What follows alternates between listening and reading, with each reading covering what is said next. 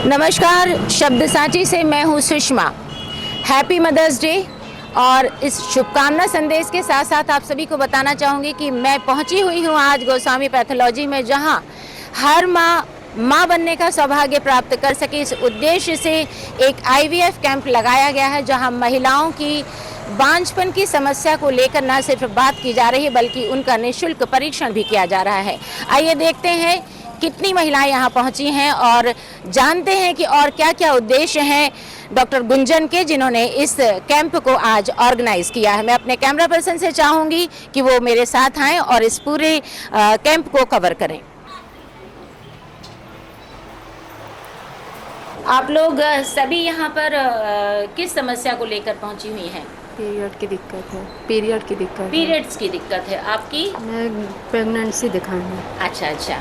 Thyroid जांच और thyroid की जांच है, मतलब अलग अलग कई चीज़ें हैं आपकी। लेकिन हम सबसे पहले आपसे भी बात करेंगे। सबसे पहले डॉक्टर गुंजन से हम बात करते हैं कि इस पूरे मामले को लेकर उन्होंने किस तरह का कैंप लगाया है और क्या क्या सुविधाएं वो अपने यहाँ के क्षेत्र के पेशेंट्स को दे सकेंगी।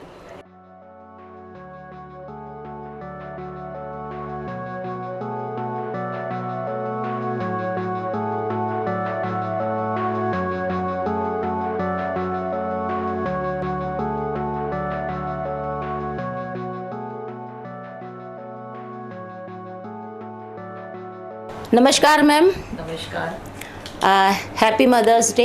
थैंक यू, आपको भी हैप्पी मदर्स डे। बहुत शुक्रिया, बहुत शुक्रिया। आज मदर्स डे के उपलक्ष्य में जी आपने आईवीएफ की समस्या को लेकर जो कैंप लगाया है जी, इसका उद्देश्य क्या है, ये हमें सबसे पहले नमस्कार। मैं हूँ डॉक्टर गुंजन गोस्वामी। मैं हूँ IVF specialist and laparoscopic surgeon. आज मदर्स डे के उपलक्ष्य में मैंने गोस्वामी क्लिनिक पर एक हर लड़की के लिए उसके फीमेल हेल्थ चेकअप की तरीके से और उसकी निसंतानता का निवारण करने हेतु कैंप लगाया है, जिसमें मुझे अलग अलग समस्याओं के बारे में जानने को मिल रहा है। और मेरा यही मकसद है आज मदर्स डे के दिन इस कैंप को शुरू करने का कि हर लड़की माँ बने, उसके लिए मैं एक माध्यम बन पाऊँ, उसकी समस्या का निवारण कर पाऊँ। और यहाँ आज मैं सब दंपति जो भी आ रहे हैं जिनको संतान चाहिए, संतान सुख चाहते हैं, उन सब की एक अलग अलग कहानियाँ होती हैं, अलग अलग समस्याएं होती हैं, उनका निवारण उनकी समस्याओं के हिसाब से करके मुझे बहुत सुख का अनुभव हो रहा है। और मुझे लग रहा है कि रीवा क्षेत्र के लोग जो बाहर जा रहे थे इस समस्या की, उनको यहाँ पे बहुत ज़्यादा सुविधा उपलब्ध नहीं हो पा रही थी। कुछ हद तक तो मैं यहाँ सालों से प्रयास कर रही थी और मेरे मरीजों को काफ़ी लाभ भी हुआ उससे।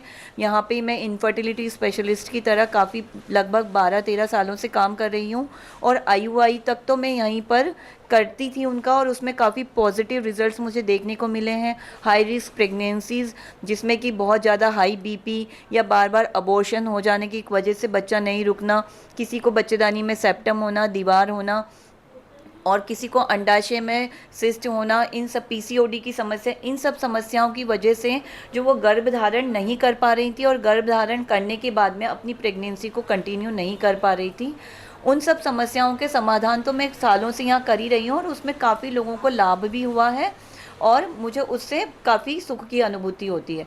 पर एक जगह पे आकर गाड़ी अटक जाती थी कि अगर किसी मरीज की ट्यूब ब्लॉक है, खुल भी नहीं पा रही हैं, उसकी कुछ ऐसी समस्या है कि उसके IVF ट्रीटमेंट यानी कि टेस्ट ट्यूब बेबी ट्रीटमेंट पर जाना पड़ेगा बच्चे की चाहत के लिए, तो उसके यहाँ पे मैं साधन उपलब्ध नहीं करवा पा रही थी।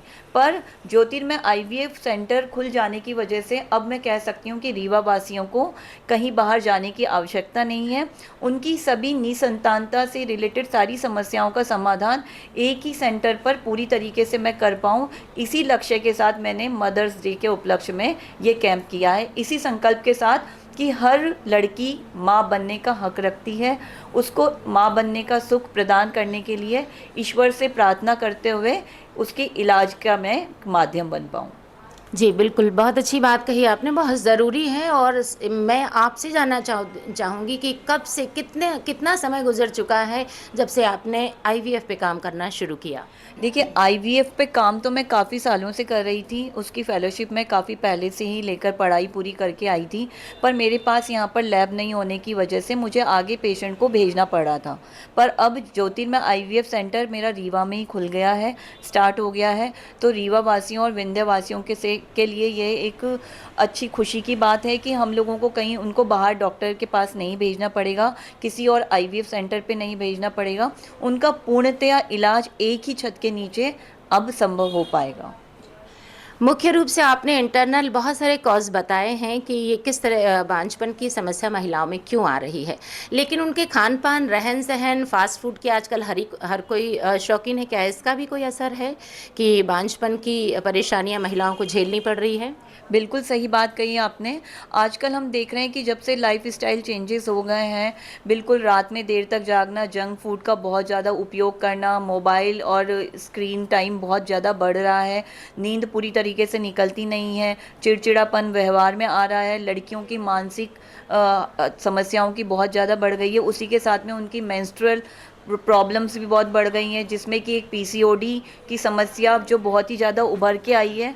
उसके लिए हम लड़कियों को, यंग बड़ी होती बच्चियों को और जो महिलाएं उन सबको यही समझाते हैं कि अपने खान पान की चीज़ें, जैसे कि पहले होती थी कि early to bed and early to rise वाला, जैसा कि आप रात में अपना खान पान सब सीमित तरीके से जल्दी पूरा कीजिए, सुबह जल्दी उठिए, अपनी दिनचर्या में योगा, प्राणायाम और ऐसी खान पान की आदतों को शामिल कीजिए जिससे कि आपके स्वास्थ्य में लाभ हो। इन सब की जानकारी मैं हर महिला को देती हूँ, नियमित तौर पे देती हूँ उनको। वो कहाँ पे किस तरीके से अपनी इन सब समस्याओं का नेचुरल तरीके से भी कम दवाइयों का इस्तेमाल करते हुए आगे बढ़ सकती हैं, उसमें मैं उनकी काफ़ी मदद करती हूँ। जी मैम, कई बार मेंस्ट्रुएशन साइकिल शुरू भी नहीं होता और महिलाओं को, बच्चियों को कैसे तैयार किया जाए कि इस तरह की समस्या उनके परिपक्व होने पे आए ही ना? कुछ ऐसे भी कारण होते हैं क्या जो पहले से ही थोड़ा एक मर्ज़ बन जाता है और वो कहीं न कहीं बांझपन तक पहुंच जाता है? इसके लिए भी हमें कुछ सुझाव बताएँ। जी, जो यंग बड़ी होती हुई बच्चियां हैं उनके लिए तो उनके आचार, व्यवहार और आहार तीनों पे वर्क करने की बहुत ज़रूरत है। जैसे कि उनका अगर अपन उनके आउटडोर एक्टिविटीज़ ख़त्म हो गई हैं, बढ़ती हुई बच्चियों को घर में बैठ के टीवी देखते हुए बस खाना पीना है, वज़न बढ़ रहा है और उनकी चश्मे लग रहे हैं, एक्टिविटीज़ कुछ नहीं होने की वजह से थायराइड हार्मोन की प्रॉब्लम, पीसीओडी की प्रॉब्लम, मेंस्ट्रुअल इरेगुलरिटी, या तो बहुत जल्दी जल्दी महीना आना या 3-3 4-4 महीने तक महीना आता ही नहीं है। इन सब समस्याओं के बढ़ जाने की वजह कहीं ना कहीं हम लोगों का रोज़ कि खान पान की आदतों में बहुत बड़ा बदलाव जो हो गया है, जिसमें कि हमारी बहुत सारे जंक फूड, जिन्हें हम कहते ही जंक फूड हैं, फिर भी सब लोग बड़े मज़े से बच्चे लोग उसको यूज़ करते हैं, खाते पीते हैं। तो उन सब का थोड़ा सा रेस्ट्रिक्शन, पूरा तो नहीं कर सकते हैं आजकल के बच्चों के साथ में, पर थोड़ा माँओं को भी ये बनना पड़ेगा कि हाँ, घर में उन तरीक़ों से किस तरीके से नए नए खाना पीना करके उन बच्चों को उसमें इंटरेस्ट लाएं, घर के खाने में। उनको बाहर के फूड से कैसे टोका टाकी माँ को करनी पड़ेगी। मदर्स डे पे मुझे हर किसी माँ को यही कहना है कि माँ को बहुत फ्री होके फ्रैंकली या बहुत ऐसा दिखाने की ज़रूरत नहीं है। माँ की टोक हर उम्र में और हर बच्चे के लिए बहुत ज़रूरी है। जी, आज की महिलाएं दोहरी ज़िंदगी जीती हैं, घर के अंदर भी और घर की दीवार के बाहर भी जाकर वो टू व्हीलर भी चला रही हैं, फोर व्हीलर्स भी चला रही हैं। क्या इसका भी कोई असर इस पूरे मामले में पड़ता है? देखिए, नारी शक्ति ऐसा है कि नारी को अन्नपूर्णा माना गया है, वहीं नारी का एक रूप दुर्गा का है। उसके पास इतनी एनर्जी है, वो अपने हर जगह पे, वर्क प्लेस पे रह के भी अपने काम को बिल्कुल नियमित तौर पे बहुत अच्छे तरीके से पूरी एफिशिएंसी के साथ कर सकती है। ये नहीं है, अगर वो घर भी संभाल सकती है, वो बाहर भी संभाल सकती है, बच्चे भी संभाल सकती है, तो खुद भी पढ़ सकती है, अपने को निखार सकती है, तो घर को संवार भी सकती है। बस उसके लिए ये ज़रूरी है कि थोड़ा सेल्फ लव की ज़रूरत है, उसको पहले अपनी देखभाल करनी होगी। अगर घर की महिला का स्वास्थ्य ठीक रहेगा, अगर घर की महिला पूरी मेंटली और फिज़िकली बिल्कुल फिट रहेगी, तो उस परिवार को तो स्वस्थ और खुशहाल रहना ही है। मध्य प्रदेश की नहीं बल्कि विंध्य क्षेत्र की बात करूंगी कि बांझपन का जो एक रोग तो नहीं कहेंगे, कंडीशन, एक समस्या, परिस्थिति, समस्या, ये आपके विंध्य क्षेत्र में कितने पेशेंट्स आपके अभी तक आपने देखे हैं और इनमें से कितने लाभान्वित हुए हैं आपके पास आकर? विंध्य प्रदेश में मैंने ये देखा है कि सबसे बड़ी समस्या ये है कि लोग अपने घर से निकल के डॉक्टर के पास पहुंचने में बहुत देर कर देते हैं। उनकी निसंतानता वाली समस्या का ड्यूरेशन बड़ा होता है, जैसे 8, 10, 15 साल, पर उनकी समस्या इतनी बड़ी नहीं होती है।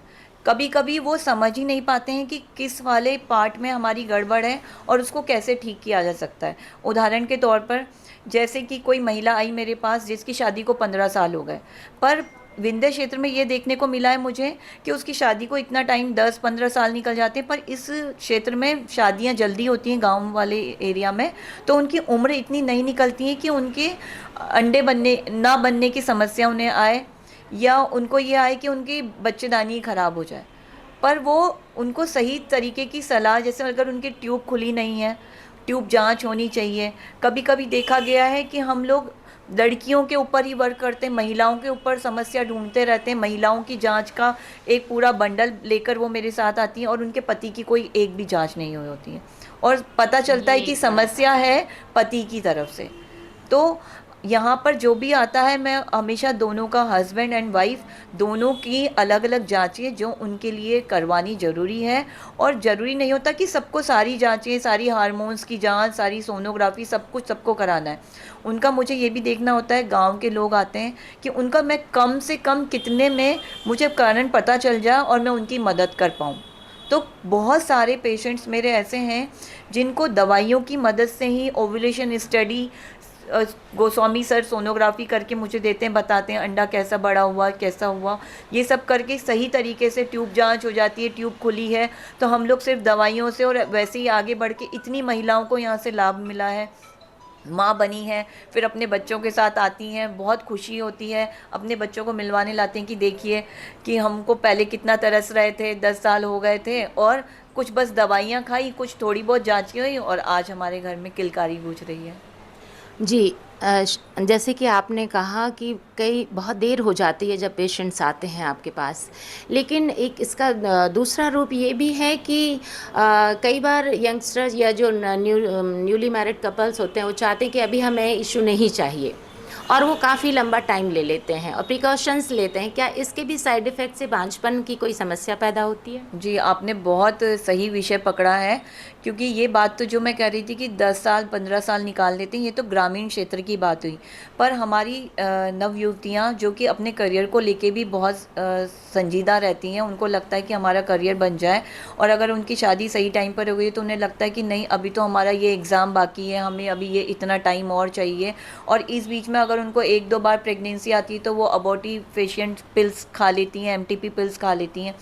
ऐसे में उम्र तो निकलती जाती है, और उम्र चाहे आपके दिखाई ना दे पर अपना असर दिखाती है। ख़ास करके मेरा एक इस आपके माध्यम से मैं ये कहना चाहूँगी कि मैं एक मैसेज देना चाहूँगी कि उम्र का असर महिलाओं के ओवेरियन रिजर्व, यानी कि अंडा बनने की क्षमता और उसकी क्वालिटी पर बहुत पड़ता है।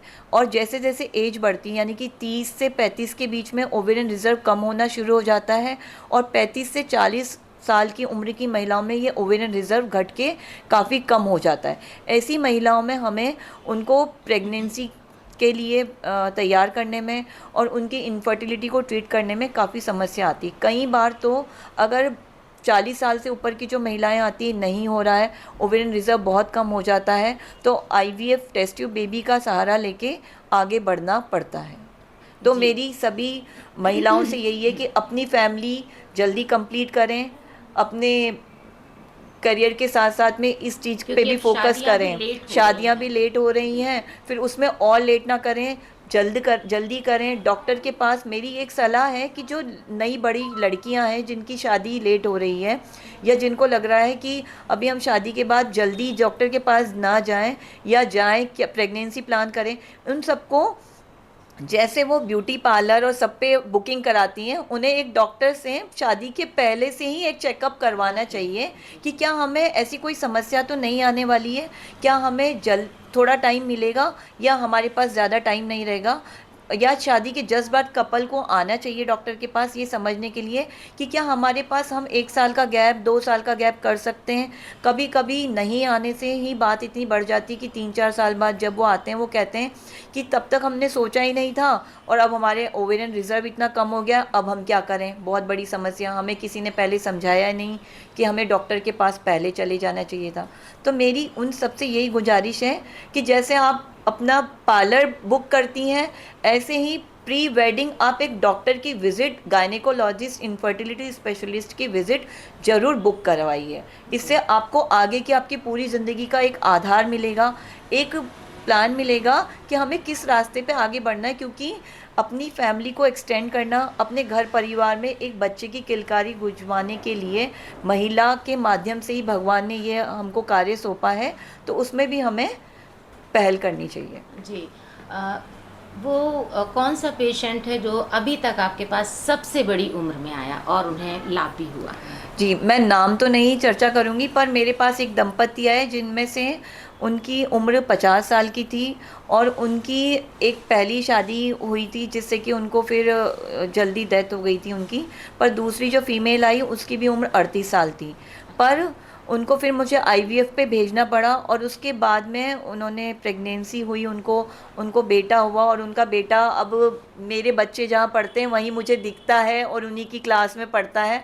तो मुझे उसे देख के इतना सुकून मिलता है, क्योंकि उस वक्त मुझे ये इच्छा थी कि जब मैं इनके बच्चे को बाहर लेकर आऊँ ऑपरेशन थिएटर से, तो मैं उनके चेहरे की चमक देखना चाहती हूँ, जो उन्हें 25 सालों से जिस आँखों में जो चाहत थी पिता बनने की, उस दिन मैंने उनको उन आँखों को देखा, मेरी आँखों में आंसू आ गए।